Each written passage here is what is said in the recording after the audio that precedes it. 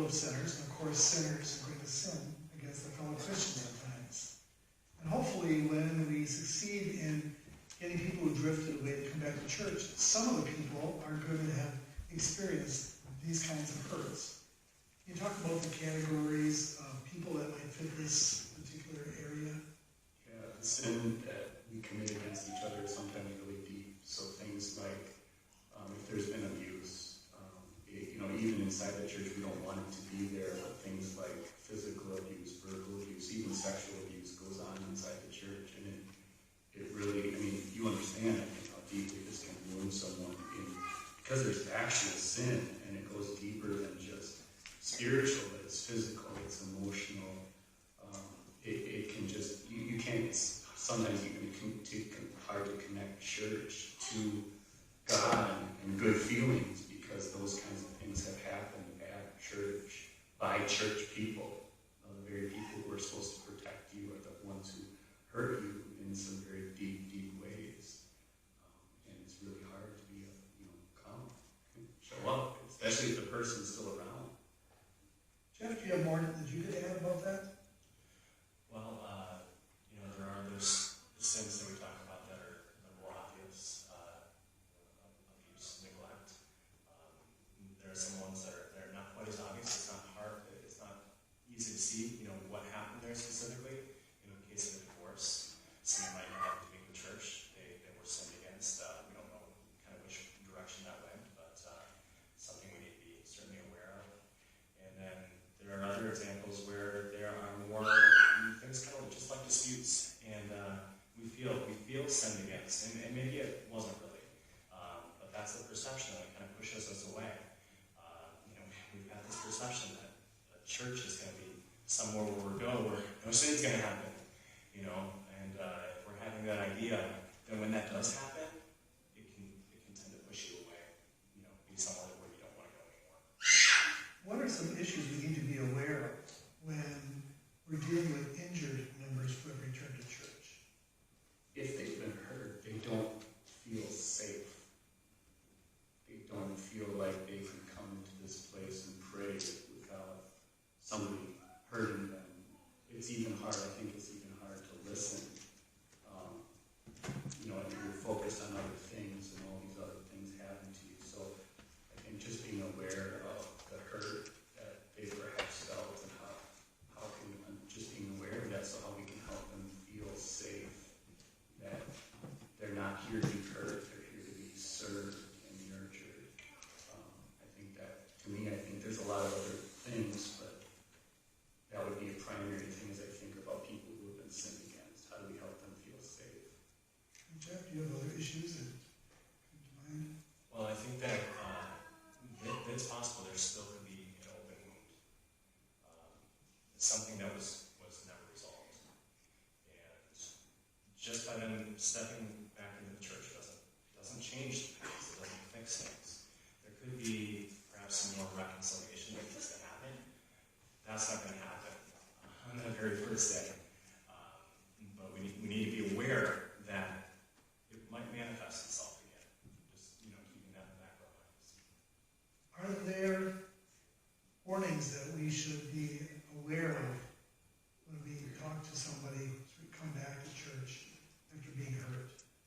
I think it's really unlikely that this will come up, especially if you don't have a deep relationship with them. But if it does happen to come up as you greet them and you say hello, I think just to avoid trying to defend somebody else, let the spotlight be on them and how they've been hurt if it comes up, and how you can serve them, and leave it, if there's a need to, getting into future things, but just to apologize if there's been a sin. Just don't make excuses, and just love them and listen to them. Jeff, for you, what are some issues that you think? That listening point, I think, is really key, because we tend to want to solve things, and especially if, like I said before, reconciliation hasn't occurred, you're not going to be able to solve any initial conversation. So I wouldn't try to get advice about any of that if it happens to come up. I would just be there. Sometimes just that presence conversation does come up, it could be a little bit awkward. Maybe that happens, but sometimes you just need to just listen. Just listen and be there, and just love that person. That's what it comes back down to. What are some good things we could say to a person on their first visit back after they've been hurt? I think if we know that they've been hurt and it comes up in the conversation, I think there's a time and a place to genuinely say, I'm really sorry that happened to you. That's really, I'm sad with you that this happened to you. And just love them. Just pour yourself out to them and welcome them. Let them know that you're a friend, and more than that, you're a brother or sister in Christ. And you deeply care about what they've been through, and you want to walk with them forward in Christ. Do you have anything about the good things that a person might say in the initial meeting? Yeah, I think you wanna really be excited that they're there. That shouldn't be any different with anybody that walks in the door that you don't know. But they might not be excited. They might be trying to get excited, but they don't know how to get there. So I'm so happy to worship with you today. I can't wait for it. We're gonna do this together, and I can't wait to talk with you more afterwards. Excellent. What might be some important steps to take in the weeks after that person has made their visit to church? Sincerity and love. And I think as you spend time with a person and invest in that relationship and you know what's happened, I think walking with them to figure out if it hasn't been resolved yet, how do we walk through this together?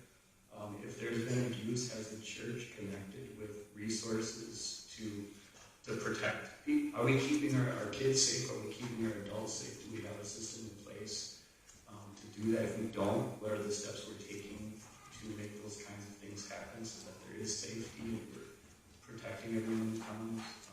Just spending time. Again, I think it's love and investing in that relationship and then walking together with them, whatever that happens to look like, to be their brother or sister in Christ. Yeah, I actually don't think I have anything to add because it's not all you can do, but that is the key. Just to think about them, pray about them, or perhaps with them if they're up for it, and take the time to welcome them again. Give them a quick phone call, say, it was great to see you. We'll see you again next week. Whatever happens to work out again.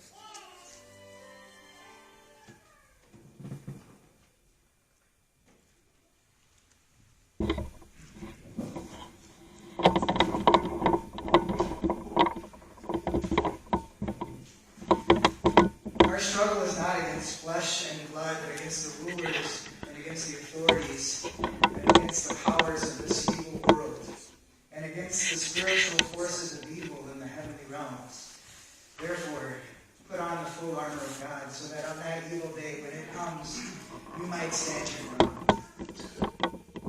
Being the fact that it's Veterans Day weekend, I figured I'd take you a little bit through history.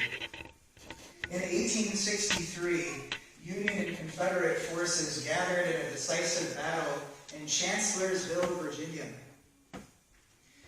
The Confederate forces had a stronger military at that point. They were led by Charles E. Lee, a great general and leader, and by his right-hand guy, Stonewall Jackson.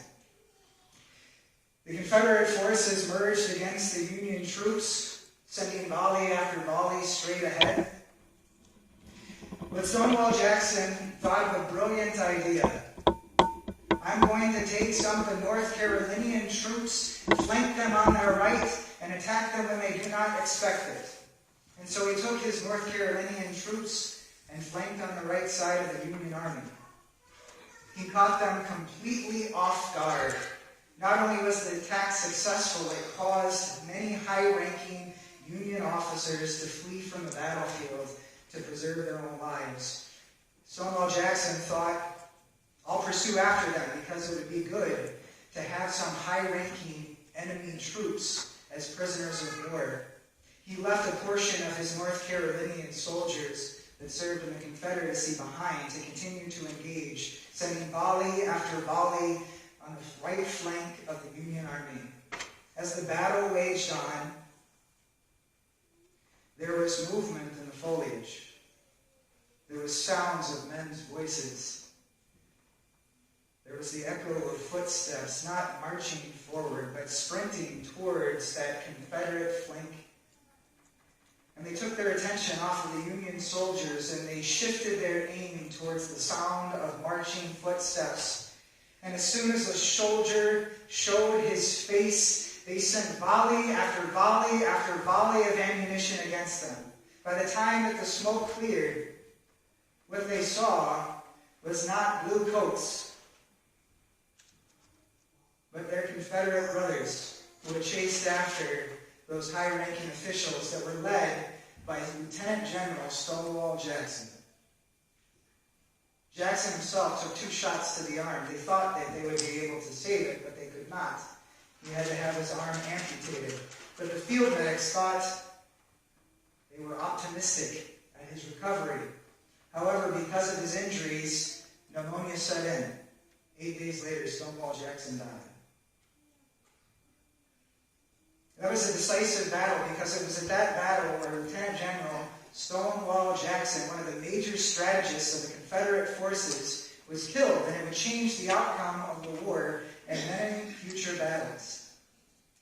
This type of situation that took place among the Carolinian troops and their brothers only intensified and became more frequent as the years went on until the late 20th century, as the term became popularized among those who served in the military.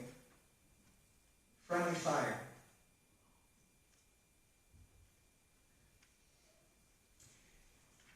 For those that are left behind, it's hard to see and hear that one of their loved ones died in combat. But to learn that they were killed because of friendly fire is completely devastating. Friendly fire is the harm or death of a troop or troops at the hands of their allies. And it can happen for all kinds of reasons. In the fog of war, in the heat of battle, things are confusing. Emotions are high. Nerves are ready to be triggered. And actions and maneuvers are ready to be performed. A couple of the most common ones are an air and positioning, where one allied force is engaging an enemy force and another allied force is in their general vicinity. In an effort to subdue that enemy force, their allies are struck in the process. That's what's called an air and positioning. The next one, the one that's probably the most common, is called mistaken identity. It's where an allied force believes that they are engaging an enemy, but by the time they realize that they weren't, it's too late. They've injured or killed their own comrades in arms.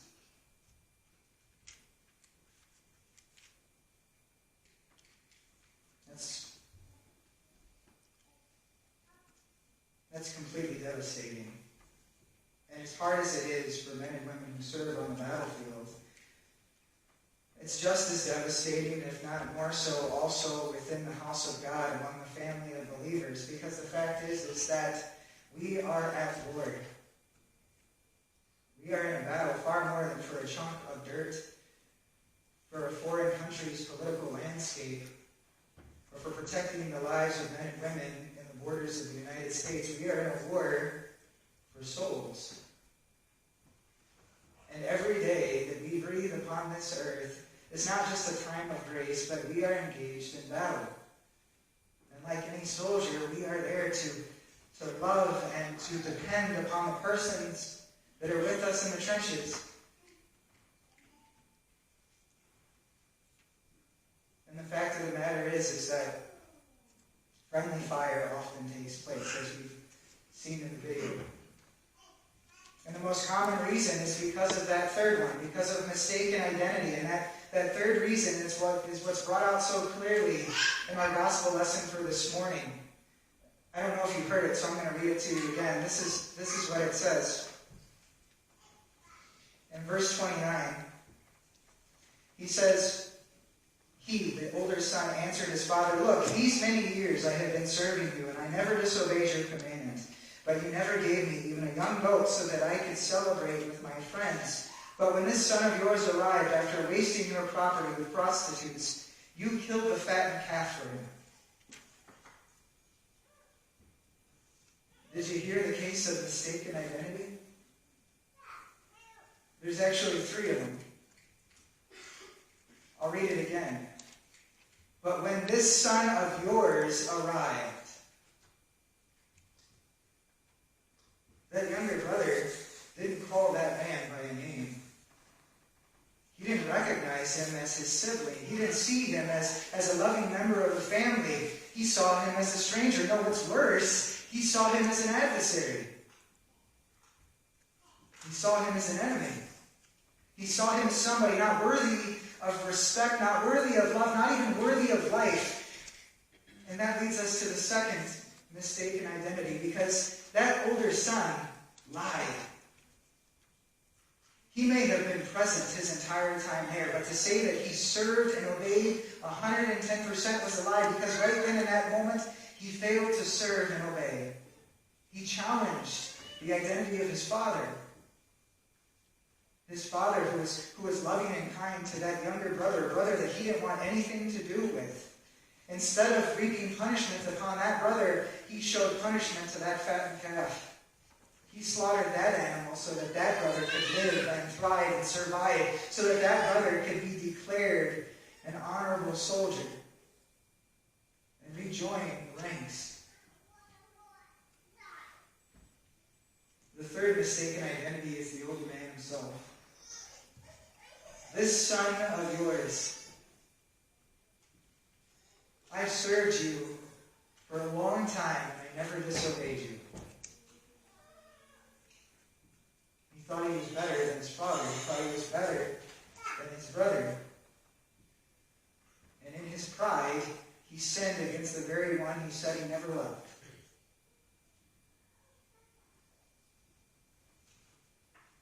The video talks about sins that are perpetrated against other people in God's house. One that is specifically brought out here so pointedly is the sin of abuse, especially physical and sexual abuse. And those things are completely disgusting and deplorable and have no place in the kingdom of God or among his people. But it's not as though the other sins that take place are any better. They're just as wicked and just as vile, and they happen all the time. Instead of us welcoming others with a warm heart and a hearty handshake, we give them a cold shoulder and a stone face. Instead of giving them their due and a measure of respect and honor, we roll our eyes, or we talk about them behind their back, or we throw them under the bus. We're so confident in our own self-righteousness that when we become aware of the sins of others that may have been adultery, may have been divorce, may have been whatever it was, that we're willing to say that they don't belong there and we are far more superior than they. Because that never occurred in our lives. There was a Hindu pacifist. Chances are many of you have heard of him. His name was Mahatma Gandhi.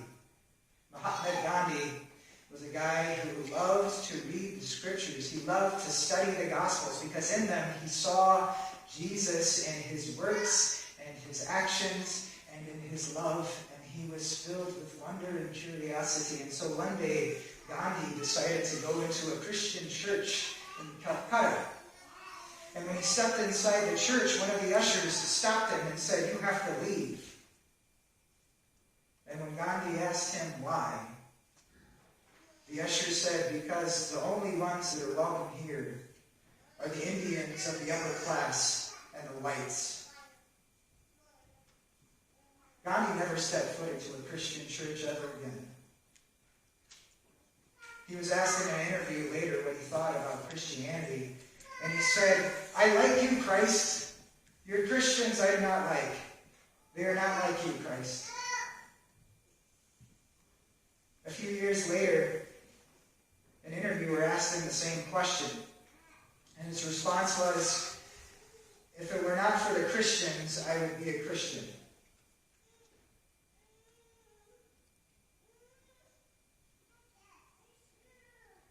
Now, chances are some of you remember your 8th grade or 9th grade or 10th grade or high school history classes and know what Gandhi. Maybe some of you remember those quotes, but I know all of you have probably heard this quote.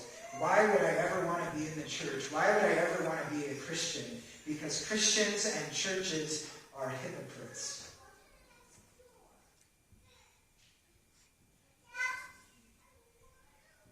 And we can understand why people feel that way. When people are hurt, when people are devastated, when the people that they're supposed to depend on to fight alongside of them are the very ones that are willing to throw them under the bus just to make themselves feel better. And try and justify their actions because they had a bad day. Or because maybe they just misunderstood.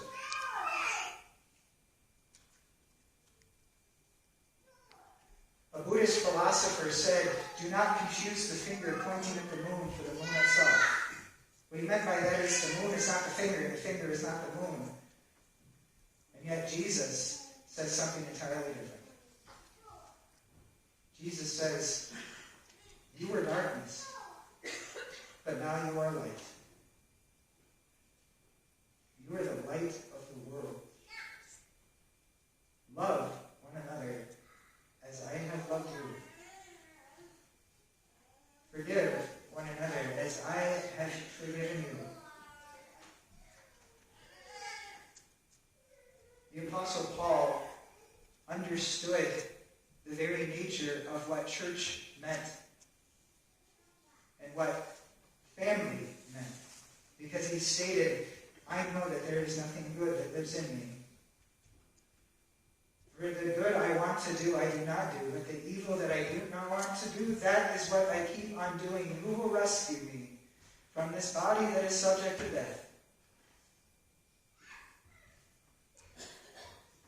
Oftentimes the excuse is given by pastors and by leaders in the church when a sin is committed that people aren't perfect. They make mistakes. They sin against others. And that's true. We're not perfect. We make mistakes.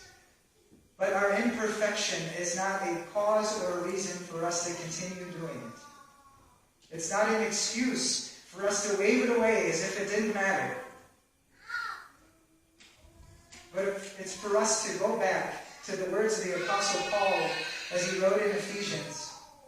As he said, "Love must be sincere. Hate what is evil. Cling to what is good. Consider others better than yourselves. Humble yourselves and serve one another with all honor. Pray faithfully. Rejoice in hope. Persevere in trouble. And if at all possible, as far as you are able, live in peace and unity with one another."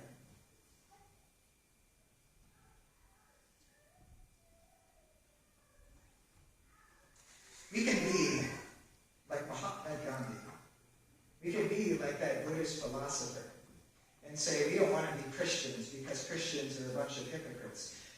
But the problem with Gandhi is that he thought he would have been a better Christian than every other one. And the fact is that it didn't matter if he was a pacifist, he was just as sinful as everybody else. We can be like that Buddhist philosopher who said, "Do not confuse the finger pointing at the moon for the moon itself." But the fact is though the finger is not the moon still shines light and illuminates the finger to lead others to where the light truly comes.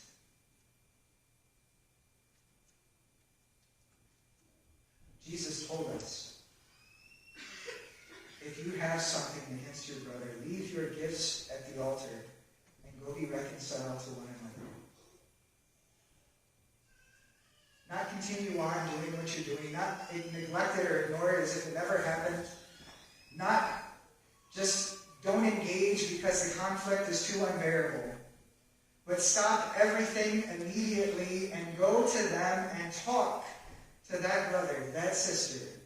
Be reconciled. Take that broken relationship and mend it together once again so that all can gather together, welcomed and loved and forgiven.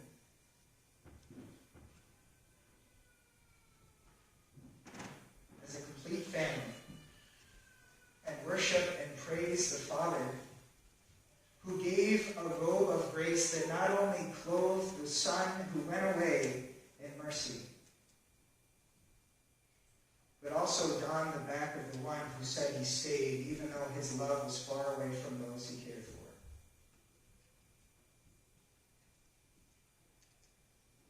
And it's tough.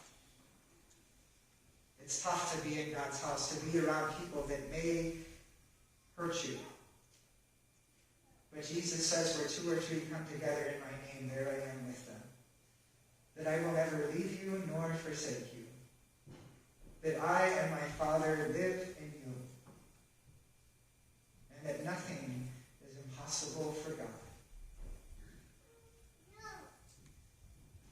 Friends, chances are you have, are, or will be hurt by somebody in this church.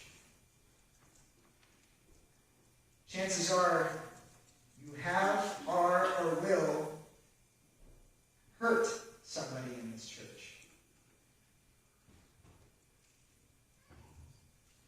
We cannot escape the sin, but we can remember that our brother and sister that may be wronging us is just as lost and broken as we were. And that the love of Jesus that was shown to us is the love of Jesus that was shown to them. Jesus said there's no greater love than this, than the one who is willing to lay his life down for his friends. Sometimes that laying down the life is on the battlefield. Sometimes it's in the streets. And sometimes it's turning your face so that your brother or sister can slap it. And you can respond back to them, I love you and I forgive you. Because that's what Jesus has done for us. He said, while we were still sinners, Christ died for us, the righteous for the unrighteous. Friends, put on that full armor of God so that you might be able to stand. Let your love be sincere. Hate what's evil. Cling to what's good. And serve one another with all humility, considering each other better than yourself.